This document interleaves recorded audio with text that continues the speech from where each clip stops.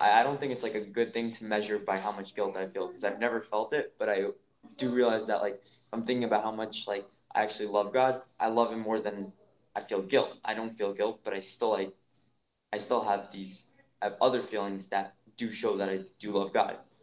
People don't look at it like that because they'd rather look at what they don't have. Mm-hmm. Right. What I was saying about nature and nurture is that I think that there's maybe certain things that people, without having any chinuch at all, if that makes sense, there's certain things that are just like they're predisposed. And the shama, or they just like get it. Like the Rebbe says it all the time, like logically, there's certain mitzvahs that the goyim would pick up on and they didn't even like learn Torah. They're just born knowing like, okay, this is wrong. Because of Matan Torah, ever since Matan Torah happened, it became something that logically is accepted. And I guess before that, these people grew up, you could say, in a house of kings and queens. So when you're raised with such an awareness, it's just like implanted in you. But after Matan Torah, anybody that was born because of the revelation of Torah, every brain was just like infused with this awareness that certain things are wrong, but not everything. Not everything do people logically pick up on, and therefore they have to be taught. I think that's something like nature and nurture, how far out. Ryaska, perfect timing. Your turn. Simon, you want to just Okay, wow.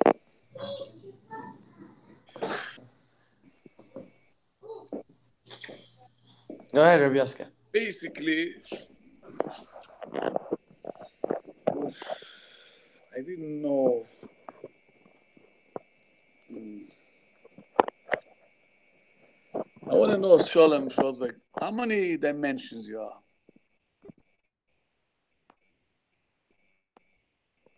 You don't know how many. I realize amazing observation. The word mighty doesn't exist. The only way the mighty exists is like this.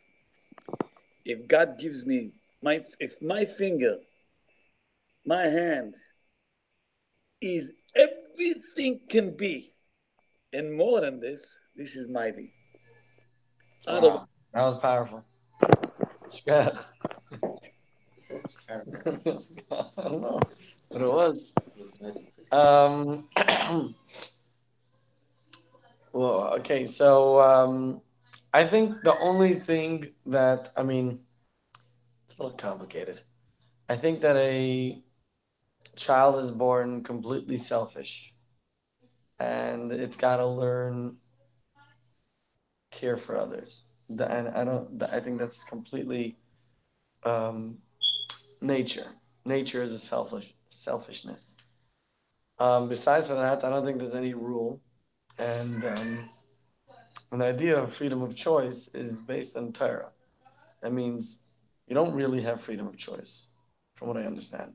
The only freedom of choice that we have is to do Torah mitzvahs or to not do it. Mm. Yeah, can you repeat that? Oh, I feel bad. Sorry, you have to go back to LA to like all that weather when it's perfect here. It's actually good weather this late. Needless to say, this objectification of women goes against God's intention. God created the world in such a way that relationship consists of someone or something acting as a giver and someone or something else acting as the receiver. Both have to take the other into consideration. This is possible only because there is no absolute separation between the giver, male, and receiver, female aspect to the relationship. Men have their female aspects and women have their male aspects. As such, each of us can and should appreciate how our spouse complements us, realizing that we have to combine our particular strengths in order to fulfill God's purpose, cherishing the contributions we each can make toward our common purpose. Footnote 1. Five, Oh, wow. That last one was pretty cool. A little vague to me. But, yeah, what you were saying, Rabbi Isaac. So, again, is a kid going to grow up? Let's say he was not taught how to deal with his selfishness. Because you're right. By nature, kids are, you can see clearly in babies that they're very selfish.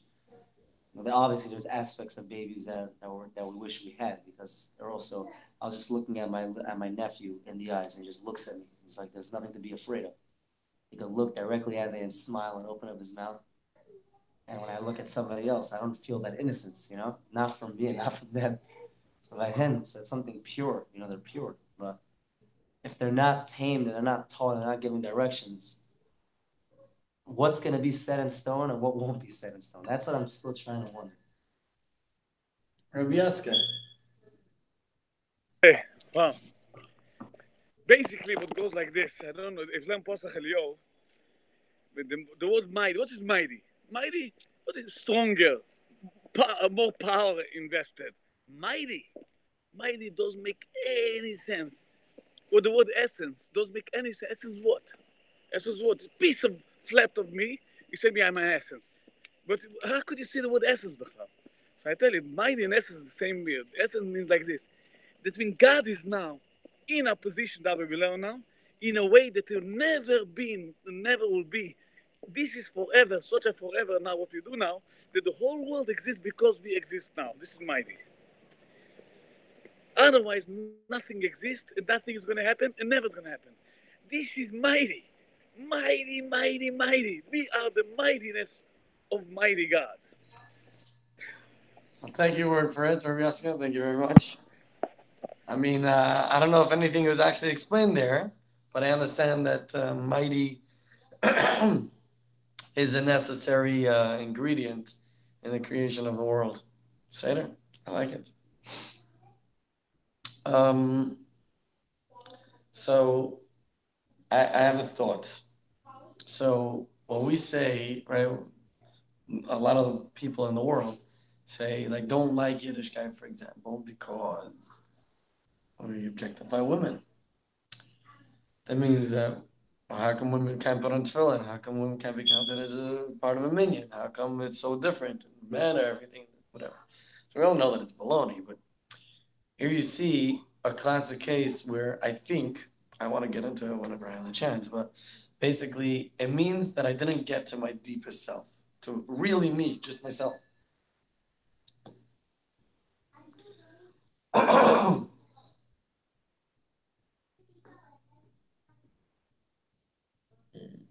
I don't have anything. I was thinking of something to say. Needless to say, this objectification of woman goes against God's intention. God created the world in such a way all relationships consist of someone or something acting as a giver and someone or something else acting as the receiver. Both have to take the other into consideration. This is possible only because there is no absolute separation between the giver, male, and receiver, female, aspects of the relationship. Men have their female aspects and women have their male aspects. As such, each of us can and should appreciate how our spouse complements us, realizing that we have to combine our particular strengths in order to fulfill God's purpose, cherishing the contributions we each can make towards our common purpose. I'm going to say something so narrow-minded, but at the end of the day, it all comes down to this. In a box, out of a box, when you're inspired, not inspired, smart, dumb, dark, light, care. At the end of the day, you're gonna have to do it God's way because otherwise you're gonna get confused. Yeah, yeah, I think so. I mean, I don't think it's only about confusion. I think it's about more than that. It's, I think what I'm saying over here is about being true to yourself. Because he says over here, men have their female aspects and women have their male aspects. When I have a twisted understanding about what femininity is, of what empowering women is, then really I'm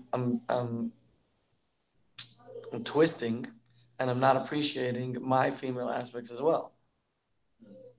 That means, why should a male be a giver and a female be a receiver? Maybe it should be the other way. You can twist it however you want it. Now, in the general sense, but then it's also how it works within myself. So if I don't appreciate it the way that it works within myself, I'll also view the world like that, or vice versa. Mm-hmm. That's all I'm gonna say.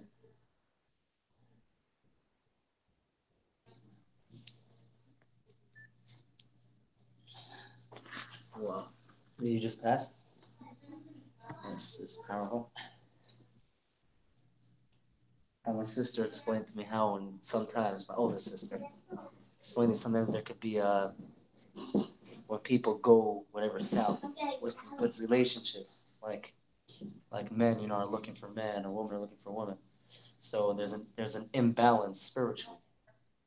There's an imbalance. It could be, I don't even know if the word is imbalance. It's just, it could be that their male aspects are much stronger than their female aspects, and therefore they're looking for the opposite quote unquote gender, but it's really the same gender because they're lacking some of the opposite within them. Sorry, they're lacking the female within them, and they have more male, so they want more female, even though they are a female.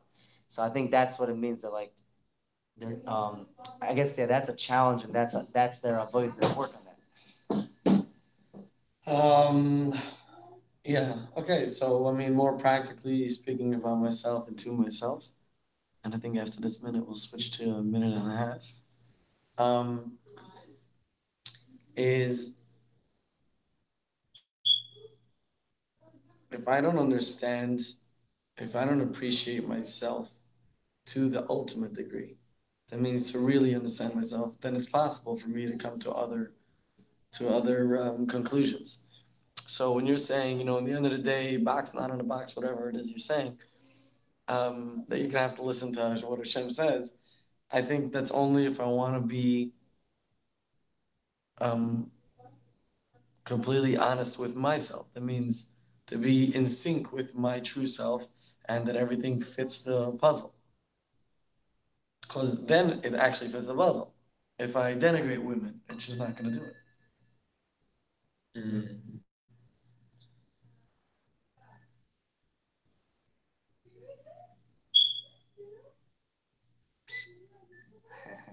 I don't really like have much of an angle to like have like I don't know how to think of this. That's it.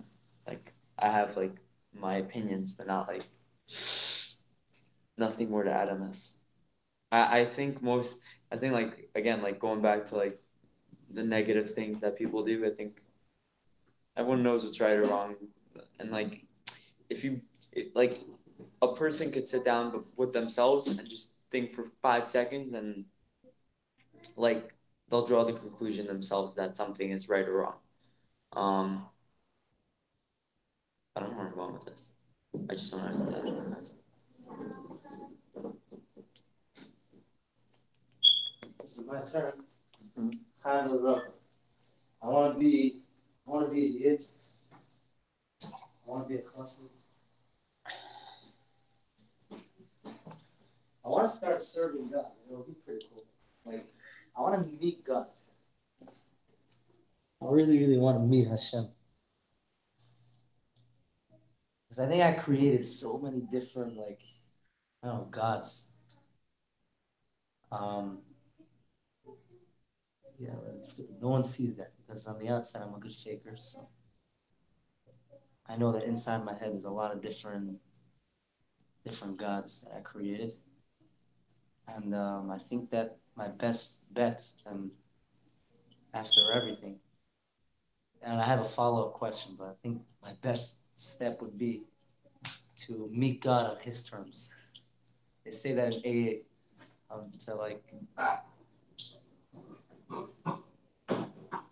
think they use the word to like to meet my higher power on His terms, not like the way I want it to be, but the way He says it needs to be. Um, my question is, and I know there's plenty of answers, but I'm just asking because I want clarity.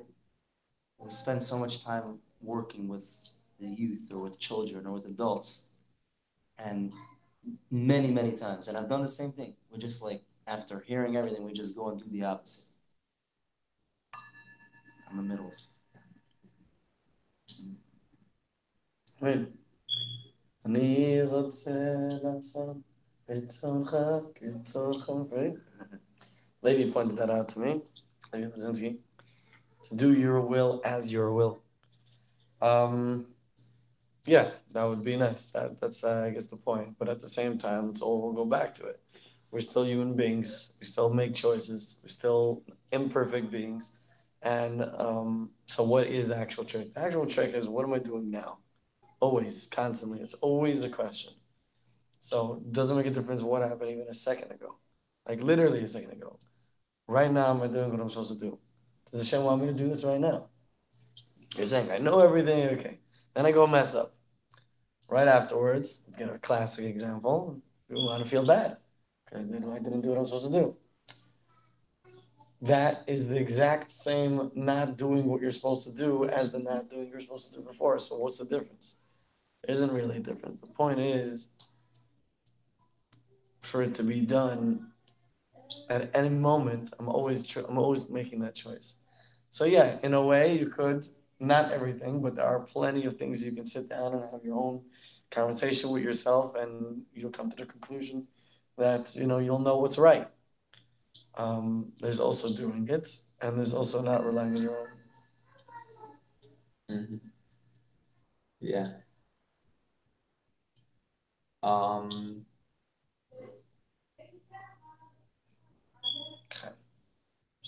Why do we do things? No, why do I do things that I think I want to do, but I don't really? It's like because there's no point in time where I'm like this is right or wrong. It's always just a series of events that happens that I'll look back and just see that things just went wrong, but I don't know where. Oh. Yeah, I should. I'm actually interested in that one. Hi, I am. I'm jealous of the people in Israel, but I'm gonna join you hopefully later in the year. Ooh.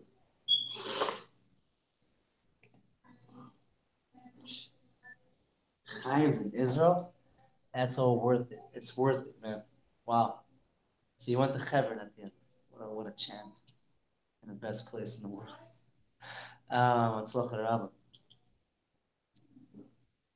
So we work hard and we try to teach, and most times they don't listen. But maybe later they will because of what you said, and you taught them and you planted a seed. And the Rebbe says, Medima Marina Yitzeru, which basically means Rebbe said very clearly certain trees that you plant, and I think he specifically says date trees or something, that you plant them and it can take years to see any result. But they're the best trees, he says. And they have a sweet fruit and it takes a long time, but then you see that it was worth it. It just whatever. Might be a late bloomer. But it was worth it. You just have to have patience. Then there's some kids that much longer, and some people actually learn. Like the guy that comes and gives a speech about, what signifies to me, and I got this, I got Yenamachla, and there's one guy that actually stops right after that, got inspired and stopped. Some people, they say, bro, you didn't do it for me. They'll stop for one day, they'll start again. It just wasn't enough. They didn't internalize it. They didn't make it theirs. So then maybe they need another angle, someone should work with them. Or they say, whatever you tell me, I'm going to try to experiment it anyways because I want to experience it. I hear that from many teenagers. Chaim, Chaim, Chaim, Chaim, Chaim, Chaim, Chaim, Chaim, Chaim, Chaim, Chaim, Chaim, Chaim, Chaim, Chaim, Chaim, Chaim. Okay, that's it. You serious? Okay, just reverse it. Talk about yourself. That's it. You'll understand everything. I don't think it's so complicated. That's how we do. So what are we saying? So I shouldn't talk to anybody? No, that's obviously not the point. No teenager. Okay, I don't know no teenager. I, as a teenager, did not want nobody to talk to me just because I didn't want to listen. I understand, yeah. I have my inclinations, I have my temptations, I have my own stuff, my own things that I want to experience. But people speaking to me and people caring about me help me.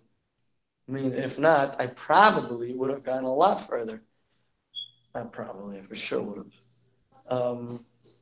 But I was able to take charge, I think, to a certain degree because I was enabled. So I think it's the same thing. And the Rebbe says that most of the time in education, you don't get to see the fruits of your labor. And when you do get to see it, it's a bracha. It's a out of the ordinary blessing. It's not your average. So so that's about teaching others. However, in regards to ourselves, I'm still on this theme here, which I think is a very cool concept. People that we think that we're doing what we want, right? But not what I really want. So how do I skip that step? Just do things that you do want. That's it. I mean, like that's pretty much as straight up as it gets. I don't think I'll like personally. I have issues sustaining it, but I think it's just because like I overthink it. Like instead of just doing what I need to do, and um, yeah, like right about now, like all the failures that came like up until now, I'm happy about because like especially the ones that I got to like experience myself now like it's so apparent because of every single failure, especially the bigger ones that like I'm able to make my decisions now and I'm like this is basically a perfect time for me because like I'm just getting my freedom like to the fullest extent. This is like my first real like stretch of a bunch of months where I'm supposed to be doing good things. So I just think it's like I would definitely rather experience my own failures. There's a thing there too. I told them if they hear her, they'll go in and get it. They have my phone. They're watching Dr. Meter. Yeah, but like looking back, I wouldn't want to take away any of my failures for sure not. I want every one of my failures, and I'm happy that it all happened, and like no amount of talking could like could give me the experience like that life like doing it. I really like it. And I was hoping I was gonna get to hear you talk like this again, because it's been a while since Jets. I didn't get to sit with him like this. I had these small, short conversations. Bro, you have a lot to offer. Everybody does. You have so much to put on the table. A lot. You have a good head. Yeah. I know that I have a good heart, but I'm still trying to make the connection with my head. Because I also have some good ideas. They're not very clear, but my heart is just like always feeling. There's kindness and then there's anger and there's a lot of emotion. I don't struggle with emotion much, but connecting the connecting the current of my brain with the emotion currents and directing it is where the work happens specifically during davening. And I think that's what it's meant for, really. So yeah, Zrat Hashem, I'm gonna stop being lazy. I'm gonna start writing. I have this book that I call Mishlei because it's my book, and I only started writing the introduction, but it's my book of life. And I'm gonna start taking these cold ideas from my brain and trying to connect it with my heart and make it me. Whoa. Well, um,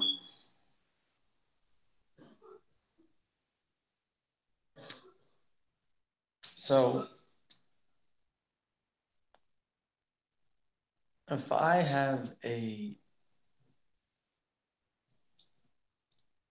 skewed view on the world and on people, what my conclusion is that means that I basically have a skewed view of myself.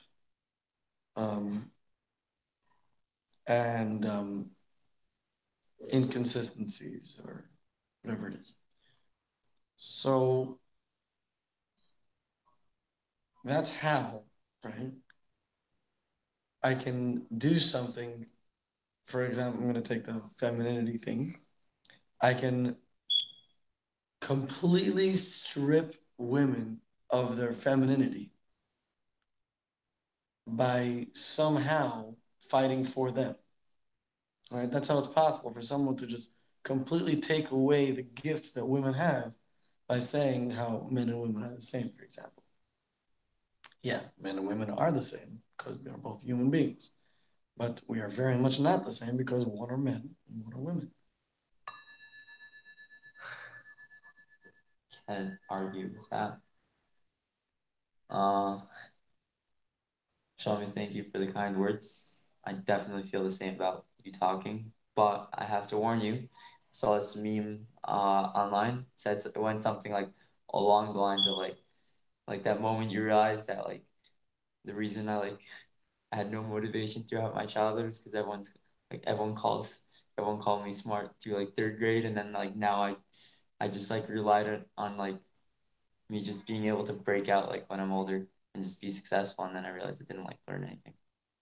No, but seriously, yeah, felt that a little bit. And everyone's parents call them smart, so it's like, yeah, it's pretty funny. Um, yeah, it's true.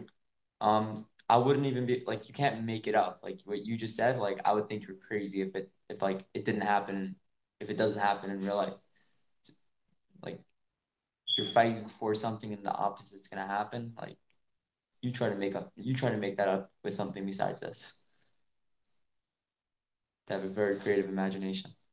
Or you have to be very mean and you wanna like hurt a lot of people. One or the other.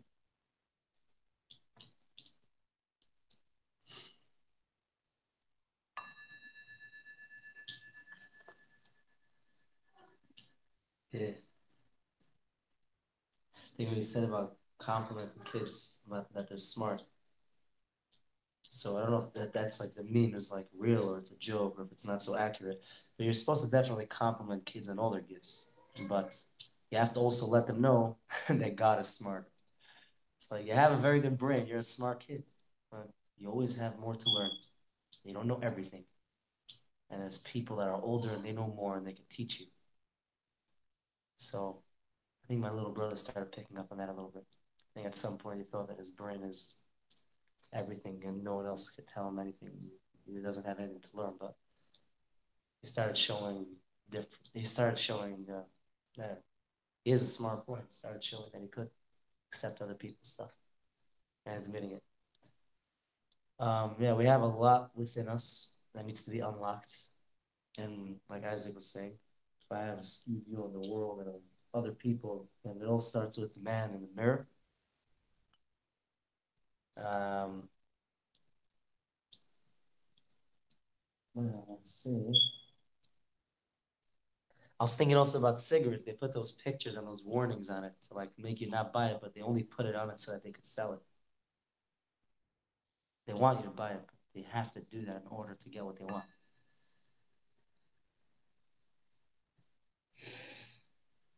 Um, so we were just in Lefferts Park, and we were saying how a little bit of a conversation. We were saying how you know there's this certain aspect of like not being very embarrassed, for example, of guys hanging out with girls and things like that, which is true. Right now, I mean, what used to be like so hush hush and like quietly and get out of height, and it's like right here, right? But at the same time, you also have the opposite, which is a guy that didn't put on his phone, is willing to go and put on his phone straight in the park and then put on his phone, diamonds. It's the same. I think it's the same exact amount of chutzpah that it takes to do anyone, you know. So there's an advantage and disadvantage to each thing. Each aspect that we have inside ourselves, we have a way to do it. Female is a receiver. That means there's a way to do it. There's a way to be a good listener, right? For example, that's receiving. I don't know. There's a bunch of examples. So I just wanted to share that idea. And also, if you look pretty much anywhere in politics, I think that you have a bunch of those. Like liberalism. Liberalism is supposed to be freedom. You have exact opposite. Yeah, I mean, it's agendas. Yeah, I think with an agenda, if you just start off with a little bit of a cuckoo agenda, you can end off anywhere. Especially if you're in like that part of life, like I'm saying, politics. Um, don't have anything to add. Like I do, but not like I want to say.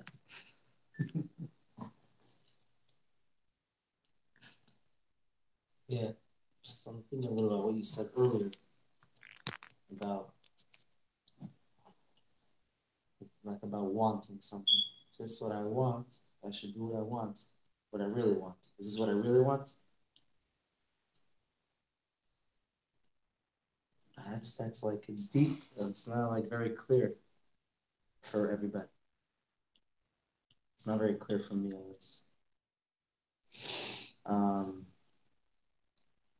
This is what I truly want. Sometimes we kind of get stuck with like, this is what I want right now.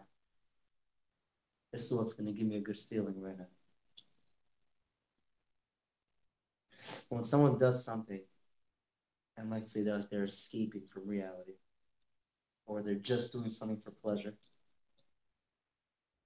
or they do something not nice to somebody else out of reflex or out of like defense mode, just like the guy hits you, so you hit him back. So like I don't think anybody feels like totally fine after that, unless they're like not in their natural state of mind. And I guess it could also mean if somebody's mentally competent. I don't know, like if someone's like in their real, like I don't know, like, natural state of mind, that's not what they want, even though they did it. I just thought it would go on. I don't know. I think it's a go on. So, so if God told Adam and Chava, you just tell them, all I want you to do is eat from one tree. Just go ahead and eat from that tree. That'll be way easier than just don't touch this tree. It's like, don't touch this tree. It's the only thing you want to do now. I mean, like, think about it. They have one tree that they don't need to touch. Go in the whole freaking world. Go to Africa. I mean, go anywhere. You're fine. No, they're hanging around the tree. What are you hanging around the tree for? My gosh, freaking people. Anyways, so I think that's the idea that Hashem let them do everything. Just don't touch this. Anyways, that's kind of how we work naturally. But at the same time, in a practical sense, we busy ourselves with things that we should be doing. I just thought of another one. Pro-choice. Oh, no, wait. Pro-choice. Whatever. Yeah. Pro-choice means that they let you abort, giving the child not a chance to choose. Mm-hmm. Anti-choice. I think they were born teenagers. It's like you hear, don't go into that building, that abandoned building that might be so dangerous. Like there's always that mystery. Like, of course they're gonna go check it out. Like, they're just, like they're just born. And I mean, they're just like got onto this world, and then God's telling them like, don't touch that. Like, of course they're gonna. I would touch it. Like, I would eat the food. I'd be like, yeah, I'm curious. I mean, not like that's pretty much the most interesting thing going on in their lives at that point. It's not like there was much else happening. I think I don't know, because like there's no other like I've never heard like I think that's the only thing that happened there, from what it sounds like. Like they're sitting there and like eat fruit and leave. Like so we didn't even know what like goes down there. Like I don't know, whatever. But yeah, I think that's just like I think he was just like testing out like how to make a teenager, and he started off with them. Definitely like relate to that. And I think if you just think when you're doing something, if you want it or not, you know what you want when you're doing it. Like you're like, I like this or I don't like this. And like you can if you really think about it just while you're doing it, you'll know for sure. Maybe I Profound. Yeah, profound Isaac, yeah. Adam was born 20. I wonder, because he wasn't the one that initially thought of doing it. But maybe Chava was a little younger. I wonder how old she was. But and then there's the snake who was the Yitzhahara. But like one convinced the other. Like Adam wasn't planning on doing it. But she just like somehow got him to do it. Someone did it for him. So that's another lesson. But like, so it's okay now. So that's like the new norm. So it's not like bad anymore. So let's try it. And there's so many different layers to the story of Adam and Chava. Like there's places where I think it says that Hashem pushed it, like compelled them to do it. Like, and obviously, like it was known, and you can learn chinuch from all these stories. All these things are supposed to be lessons for us. Everything in Torah is a lesson to how we should live. So you're saying about the teenagers, maybe this is like, in a way, telling us this is not how you should educate your teenager. Don't tell him just what he shouldn't do, because then he's just gonna want to do it. You can show him what it looks like. And then the Rebbe says, like, show him a little bit of what the darkness looks like and teach him how he can light it up with the light of Torah and mitzvahs. You shouldn't, like, don't do that, it's bad. Like, I want to try. Maybe it's not such a bad thing. So I don't remember exactly where I got it from. I just remembered it because I posted it as one of those posts that I was doing, which I want to continue with. Anyways, it said basically, what is exile besides for the shackling of one's gifts? That means that I have a gift and I'm just not using them or using them for what not its purpose, and that's gullus. That's what it is, because I have so many gifts and I'm just not using them. And you think about it, that's why now we have the ultimate. We have everything, everything. And I go back. Kids are smart. They are smart. Don't tell them they're not smart. They are smart. They're kids that are growing up, and they're really smart. Man is very smart. Your brother's a freaking brilliant kid. There's no doubt about it. You are very smart. The question is how we're using it. If I can't utilize my own brain, my own gifts for something good, that's gullus. That's just shackling my own gifts. And I'm trying to think, what's morally degenerated about this? What do they do? So what? So they want to have sex with a girl. So what's the problem? They don't want her to have kids. Because that's her gift. The whole thing that's not moral about it is because a woman's godly gift, which is so insane, you can make another human being. They're like, oh, no, don't do that. I want you just because I look. That's taking away their gifts. That's what it is.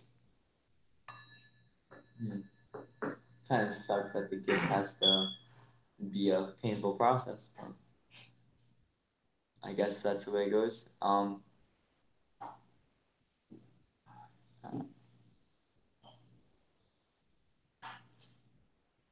Oh yeah, like you really don't know how. Like a kid doesn't really understand the concept of how hot fire is until he gets burnt by it. And I think like you're like you could tell a kid's gonna touch the fire and like he's gonna get burnt and he's gonna understand it. But like as you get older, I think it's like are we expected to be like changing from that? Like, is there ever a point in my life where I'm supposed to be not burning myself like in order to understand? Like I'm saying, like doing something like I don't know. I feel like I want to keep. I feel like I'll understand things a billion times better just from experiencing them. Obviously, without like killing myself, God forbid. But like I want to understand. Like I don't want to hear it from somebody else. I want to like know in my mind what that thing is that it's so bad, whatever it is, or why it's so good. Like I want to understand it on my own. I want to experience it. Otherwise, it's like I'm gonna take your word for it. I want to experience life. Okay, so quick question. That's, both what you both said. Number one, what you said, Isaac, is 100% powerful, very clear. And regarding you were saying, I was thinking, how far are we supposed to go? I guess for a child, for a teenager, for an adult, it's all on different levels. Because when the kid is very, very young, I don't know, like you're not supposed to give them so much independence, I don't think, because they're not capable yet of being really independent. But as they grow older, you have to like get to know them, know where they're holding. Like by the kid, if he's gonna go on and touch fires, you're supposed to like hold him back. But at a certain point, I think you're supposed to, I guess, let him feel how bad it's gonna be if he doesn't listen to you. So I'm just wondering, like, how to balance that out. And I know it's not like an answer. You have to really know where they're holding, what age they are, but how much independence to give them, when to just let them make their own choices, and just when to even give information, how much information to give. Because sometimes you giving information just gets them more fed up. Like, just don't tell me anything. Let me do whatever I want.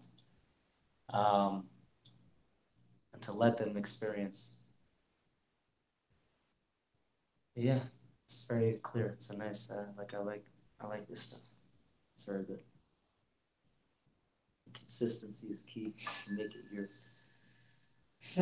So, as a baby, when I'm born, yeah, I have to touch it. I have to put it in my mouth and bite it and feel it, to taste it, and to check its texture, and to learn how to walk, and learn how to talk. Those are things that I got to do myself. But as I grow older, there are more and more things that I don't need to be tactile in order for me to grasp it. I understand that the sun is hot and that it's up there in the sky. It's very, very far. I'm never going to touch it. I don't plan on never touching it, but I could learn a lot about it. As I get older, more abstract concepts are able to be grasped because I'm getting older. That's part of growing up. That means I don't have to do everything myself. I don't have to, as they say, reinvent the wheel. Other people invented it. I can use it. Yes, of course, I can come up with my own inventions. The more I'm able to grasp abstract concepts, the more I can make abstract concepts more practical. So I don't have to keep on doing it. There's also the concept of someone doing the same thing many times and expecting different results. That's called insanity, right?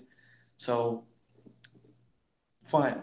Let's say I had to try a cigarette one time, which some people didn't. They never have to. They never have to try it, not even once. But fine, I had to do it. But how many times? I'm not going to bring me the results. I coughed the first time. Why am I trying to do it again? Go. Oh, that's it? No closing remarks? It's been for a while. None. I don't have it. All right, please, No. all right, Yasha, go ahead.